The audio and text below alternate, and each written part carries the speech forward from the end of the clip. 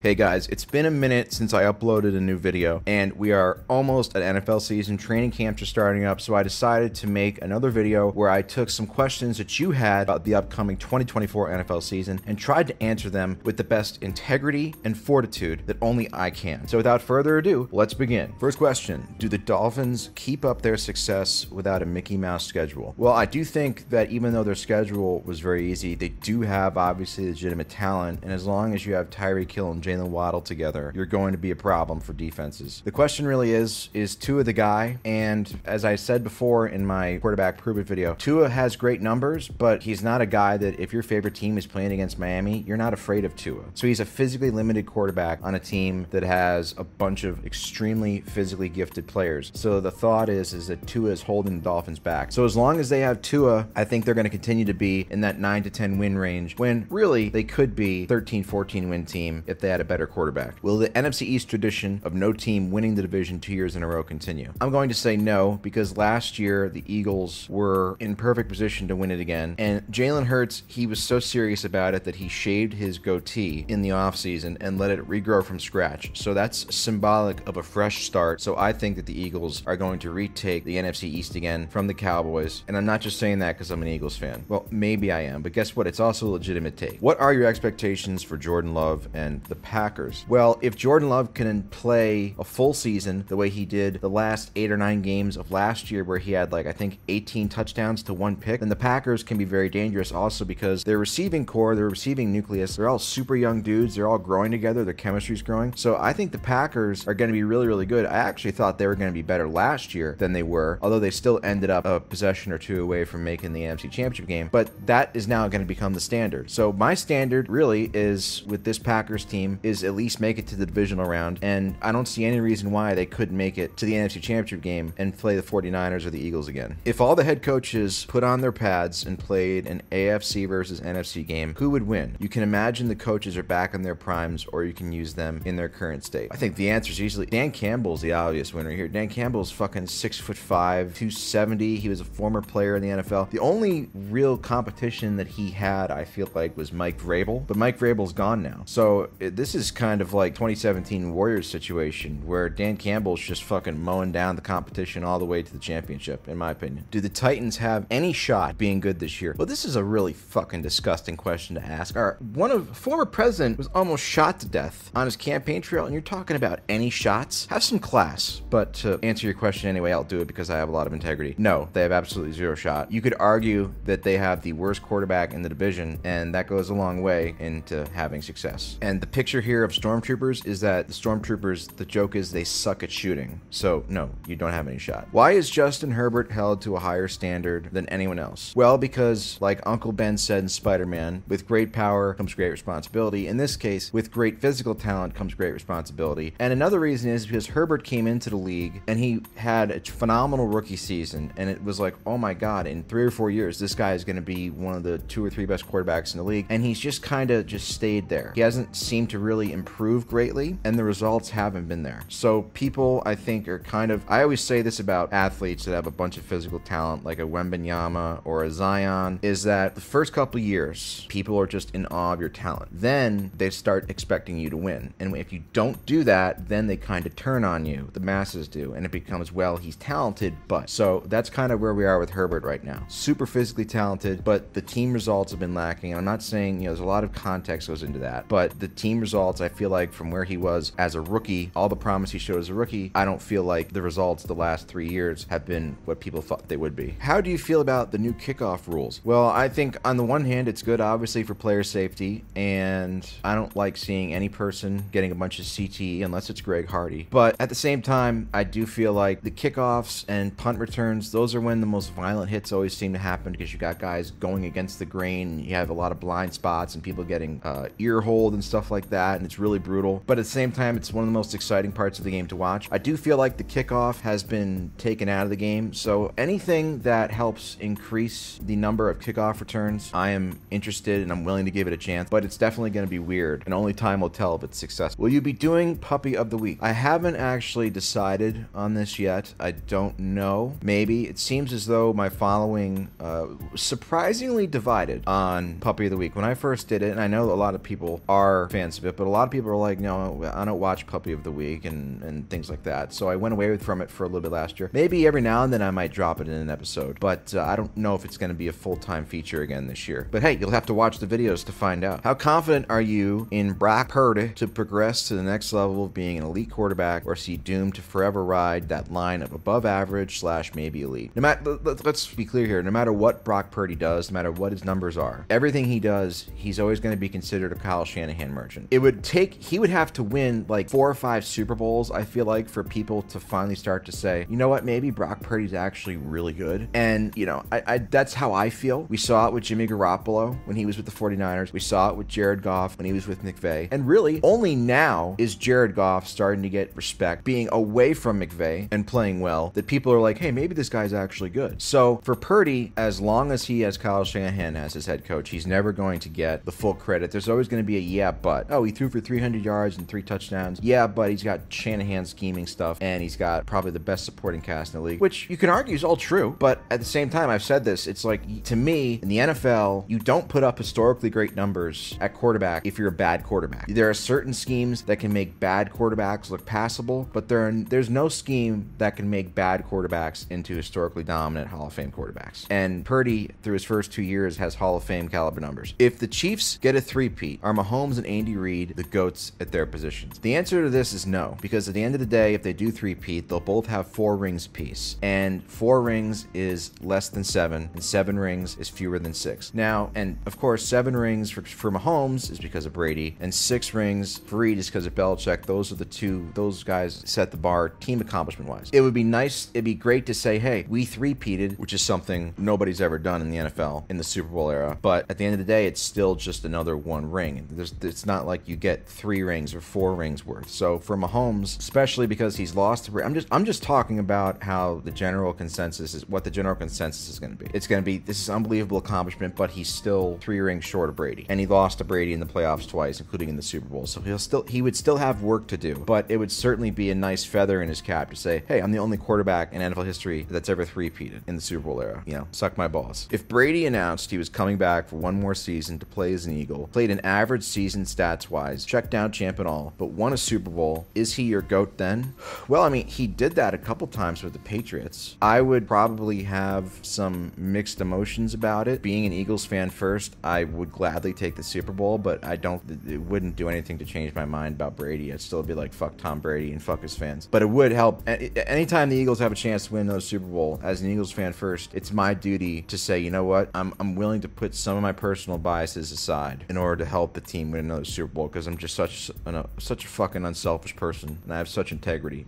Maybe not as much integrity as Urban Meyer, but really, really close. Will Justin Fields take over for Russell Wilson? I think it's inevitable. Something about me feels like this is going to be the Minnesota arc. Let me rephrase that. Like when Donovan McNabb left the Eagles, he went to Washington for a year, and then he played like half a season with the Vikings. I feel like this is going to be Russell Wilson's Vikings tenure, and you don't trade for a young quarterback, and I think Justin Fields sucks, but Justin Fields, there's going to probably come a point with the Steelers where they're going to want to see the young athletic quarterback that they traded for to see if he can actually work out. Or maybe not. It's the Steelers. They seem to be like snail slow with everything they do. Again, they've had 3 head coaches in the last like 55 years, so they're not exactly a franchise that makes a lot of rash decisions, which is kind of their problem. But I believe personally that by the end of the season, maybe the last couple games, Justin Fields will get in there, unless Russell Wilson has an unforeseen resurgence. Is Saquon Barkley going to magically become not injury prone and rush for 2,500 yards? I think Saquon Barkley, and I'm not just saying this because he's an Eagles player now, I'm saying this because he could be the 2nd running back ever to run for over 2,000 yards in a 14-game season. And as we all know, the first running back to do so was respected 80s comedic actor O.J. Simpson. Rest in peace. I think Saquon has that type of ability. And I mean, he could run for 3,000 yards. You never know. The sky is the limit with this guy. And again, I'm not just saying that because he's an Eagles player. He's on my team now. If he was on the Giants, I'd say he sucks, but now he's on my team, so hey, he's good. I think he's going to stay healthy. This will not be another DeMarco Murray 2015 situation. If Baltimore doesn't get to the AFC title game again this year, is it time to question Harbaugh's future? I don't know if it should be time to question Harbaugh's future, but I do think that it is a what have you done for me lately type of league, and Harbaugh won the Super Bowl in 2012, and since then, I mean, last year was the first year that they'd won a playoff playoff game, or made it past the divisional round rather, you know, like for the first time in 10 years. So the regular season success has obviously been there with Lamar, but the playoff success or lack thereof since 2012, man, that's a long time in the NFL. So I do think if the Ravens have another playoff flame out, then yeah, the seat will start to get really hot on John Harbaugh. Because if you really look at it, I feel like last year was your best opportunity. You're at home, you hold the Chiefs to 17 points in the AFC Championship game. They should, you know, the Ravens should have been able to win that game. If Lamar Jackson was as good as his supporters say he is, he wins that game. But they chose. So, you know, and again, that's the thing about football is you're not given the next year. You don't just get another chance. You have to earn your way back there. How many games does Kirk get to prove himself to fans and the coaching staff? I don't think, and I think I said this in my last video, I don't think Kirk Cousins has anything to worry about this year. But again, this is the Falcons. This is a team that somehow blew a 25-point lead in the Super Bowl with 17 minutes left without giving up an onside kick, which is just, I mean, I get so frustrated thinking about it. Anyway, so I don't think they signed him as like the crown jewel of free agency, right? So he's going to have, I feel like, this entire season, again, barring injury, he's going to have the entire season, at least this year, without really any push from Michael Penix. But then after, it's going to be when he has another season where they finish 7-10 or 8-9, people are going to say, hey, let's see what let's see what the other guy can do. So next year, 2025, I think is the year where the pressure really will start to build. But this year, he's going to get a full year to really show that he can keep playing at a high level. With the defense getting picked so late and unoften, who is your pick for Rookie of the Year? I would say Latu from UCLA. I feel like I'm not a college football expert and I'm not a draft expert, but I actually did watch some film of him, and he has some neck injuries and stuff that many people at one time thought was career ending, but he came back. I think that he's a very fluid and shifty athlete, and I think there's a reason why he was one of the first defensive players picked in this year's draft, even though it was the first 10, 15 picks whatever were all offensively. So this might be a boring answer, but I would say watch out for him. He would be my pick. It's a pretty basic pick, but it is my pick. Do you think Odell Beckham Jr. will actually stay healthy this year? You know, I don't really think it fucking matters, because Odell Beckham Jr. hasn't been a great player since 2016. I mean, ever since his injury in the preseason in 2017, I remember it exactly like it was yesterday. There was a preseason game. They were playing versus the Browns. It was the solar eclipse, right? And he fucked up his knee in the preseason game. Ever since that day, he's never been the same receiver. Even when healthy, he still has flashes of competence, but he's not the same. He's not the same beast and the same animal that he was his first 3 seasons in the league, where he was honestly one of the best receivers that I've ever seen. So it doesn't really matter to me whether or not Odell Beckham stays healthy. He's going to be a guy, probably gets around 600, 700 yards, you know, but he's still such a big name, but he's not, he hasn't been up to that level. He hasn't lived up to his level of reputation in quite some time. Really stinks. Will Derrick Henry keep the same pace, or do you see him starting to decline? Well, he's not super old yet, but I do think that he's going to have a lot of carries taken away from him by Lamar Jackson. I feel like the Ravens, they have a very good running game, so I still feel like, I don't think this is going to be an example of a running back who's past their prime and they go to another team, like Emmitt Smith going to the Cardinals or something like that. I don't think it's going to be an example like that. I think Derrick Henry can still put up good numbers, but I don't think the volume will be there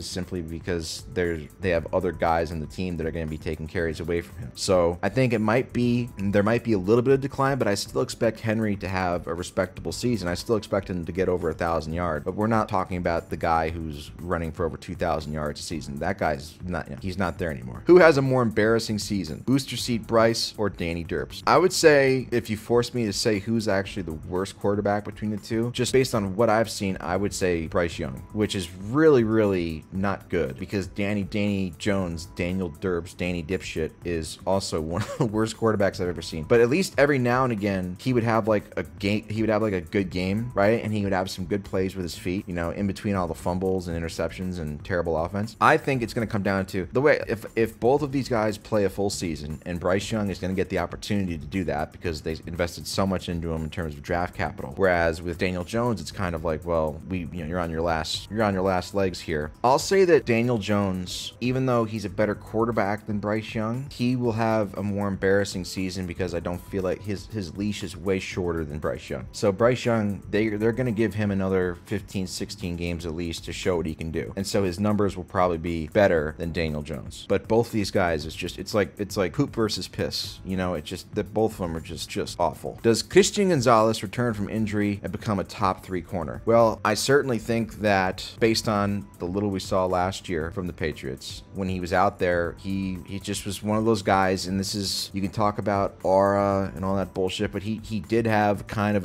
a way to him where it's like, hey, this guy, he's a dude, you know? He's a dude. He's not a jag. He's going to be a dude. And so I feel like with more experience, bulks up a little bit more, I do feel like Christian Gonzalez will be an elite cornerback in the league in very short order, as long as he can stay healthy, of course, but that goes for every player to ever play. How much leeway does Jimmy Harbaugh get in LA before his seat heats up? I think at least, you know, 2 years before. I mean, and the Chargers would have to be like unfathomably terrible. They'd have to be like 3-14 like this year for them to start getting you know, Jim Harbaugh hot seat. But I think Harbaugh is safe for at least 2 or 3 years before any sort of, because I feel like with Harbaugh there and Herbert there, they're going to be a consistent threat to win double-digit games. So as long as that's the case, I feel like, you know, Harbaugh is going to be there for a minute at the very worst. At the very best, it could be another situation where he went to the 49ers in 2011, team that was underachieving relative to their talent, and he turned them into a juggernaut. They went to 3 straight conference championship games. They made it to a Super Bowl. You know what I mean? Like, so I feel like he's going to get at least 2 or 3 years, unless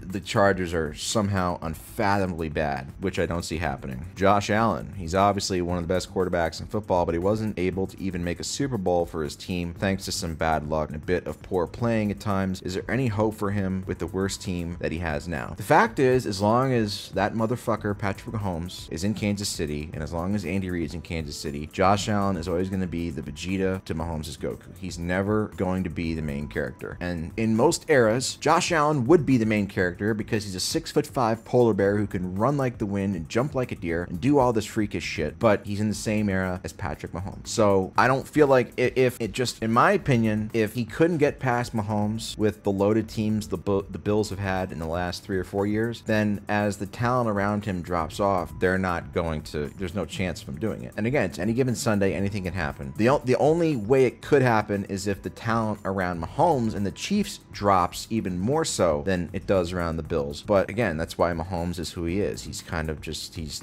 a force multiplier. He makes people better. He makes the teams better, you know? So I think as long as Mahomes is still standing in that conference, then the Bills aren't going to make a Super Bowl anytime soon. Do you think the Texans can get to 10+ wins again with a better team, but also a harder schedule? Yes, I do, because of CJ Stroud. Like, this is one thing where when you have a dude at quarterback, it just covers so many flaws for the Texans. You got Will Anderson on defense. They signed Danielle Hunter. So I think the Texans could be even better, at least in the regular season, than they were last year when they surprised everybody. But again, that's one of the things, and I just talked about this earlier in the video, like with Jordan Love and the Packers, when you're first starting out in your first year and people don't know what to expect, and you go on and you win a playoff game, you go to the divisional round, and everyone, that kind of becomes the new standard. And it was a similar thing a couple years ago with the Jaguars and Trevor Lawrence. They had that big comeback versus the Chargers. They won a playoff game. They go to KC. They play them tough. Oh, this is going to be the new normal moving forward. And then they miss the playoffs the next year. You know what I mean? The Texans, though, like CJ Stroud looks like he could really, really be special. And so when you have a quarterback like that, your margin for error is very, very big. When you have a defensive centerpiece like Will Anderson, and again, you get Danielle Hunter there, they're building something very, very big in Houston. Question is, playoff-wise, are they just going to end up being another victim of Mahomes and the Chiefs? Because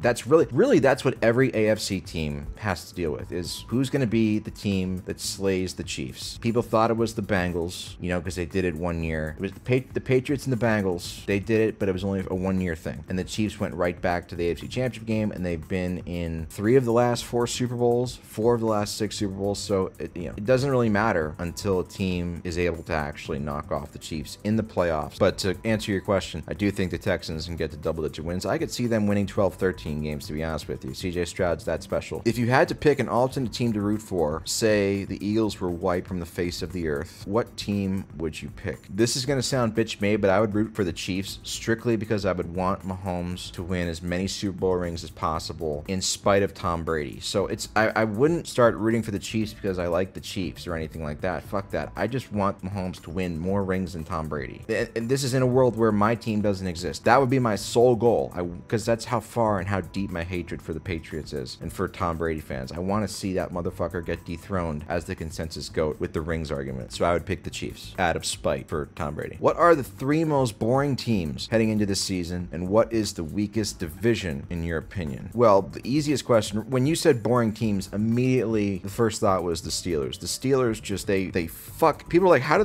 they win so many games every year despite so much bullshit? It's because they fuck every game up. They make every game ugly as shit, and they drag you down to their level. They're just so boring to watch. So I would say Pittsburgh's definitely one of the bottom three. I think Denver is pretty boring to watch as well. The Jets last year were very, very terrible to watch, although they didn't have Aaron Rodgers. So I do think with Rodgers, they'll be fun to watch. And then I don't know. I'd say probably for the third and final team, probably the Giants. I mean, the Giants they're bad and they're not fun. They're a bad team and they're not fun to watch. Those are the worst possible type of teams. So I would say the Steelers, Broncos, and the Giants. The worst division, I think, is probably going to be the NFC South again. You know, I feel like the AFC South, every team kind of has a quarterback that they are maybe believing in. The NFC South, it's just probably going to be another team that goes 9-8 or 10-7 again. Will anyone be able to stop the Chiefs in January? In my opinion, the team with the best chance to defeat the Chiefs, besides Taylor Swift, is the Houston Texans. And that sounds crazy, but you're talking about a team. I think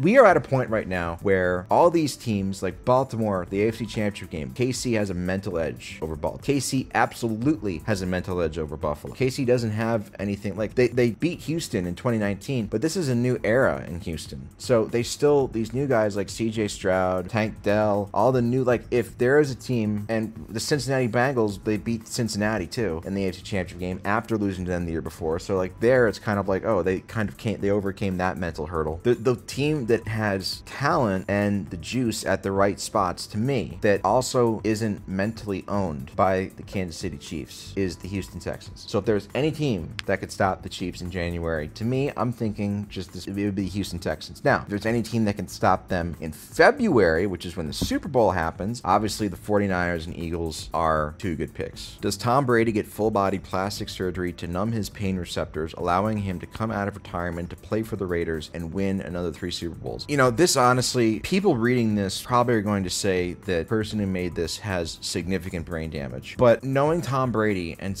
watching him be the luckiest human being alive for 20 plus years, I can honestly say I would not count anything out with Tom Brady. Until the day he dies, he could be 90, and I would say he could go back on the field and his team will win the Super Bowl somehow because he just has a fucking horseshoe stuck up his ass. Like, so it would not surprise me if Tom Brady came out looking like the guy in this photo and won 3 more rings somehow when we all thought he was dead. It's like, you know, and I absolutely believe he would go to those lengths in order to do it because he's just a competitive psychopath. Are the Jets a real Super Bowl contender this year, or is this all just more preseason hype? Will die out again. It all depends on Aaron Rodgers. They got the defense. They got some good receivers. It all depends on if Aaron Rodgers can have his good first season since 2021. If he does, Jets are legit. If he has another season like 2022 where he wasn't very good, then the Jets aren't going to be that great.